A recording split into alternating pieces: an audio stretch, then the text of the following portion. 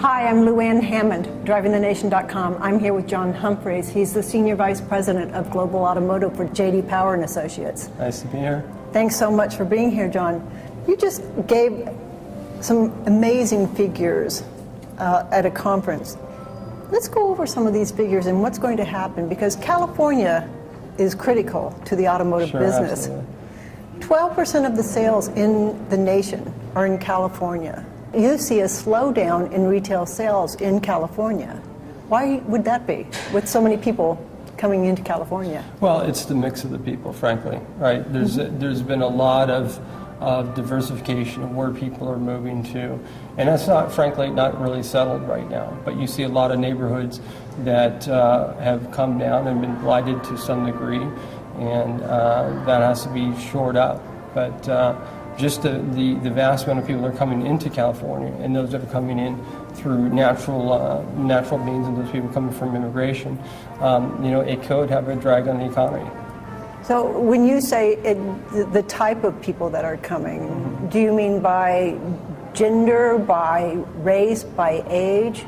No, mostly by ethnicity and age and whatnot, and if they're coming there illegally or legally. There's a lot of immigration coming into the state that's driving that population up. So it is going to, the key to that is, of those younger buyers, our younger population, are they going to be productive people within society to drive economic growth? Right. And many of the studies, we don't know yet.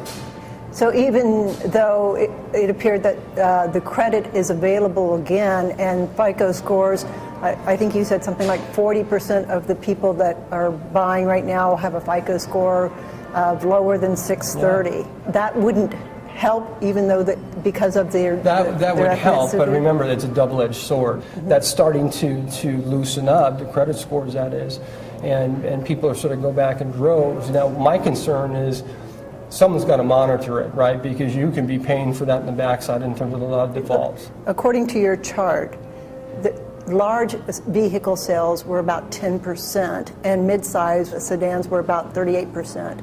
And the subcompacts were really growing. How does that play out with luxury vehicles and high-end sedans?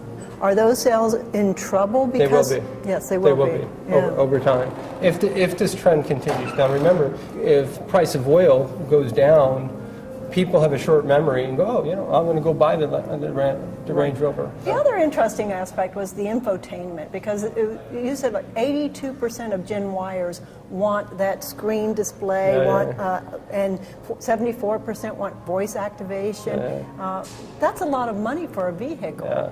And yet incentives are down and prices are staying about the same, maybe a little bit more. How are they going to have that come into play? It'll be too, if vehicles get smaller, but their price in the vehicles is getting smaller, but they're offsetting that by putting in the content, then it could be potentially palatable for them to buy it. Oh yeah. John, thank you very much. Okay, thank you.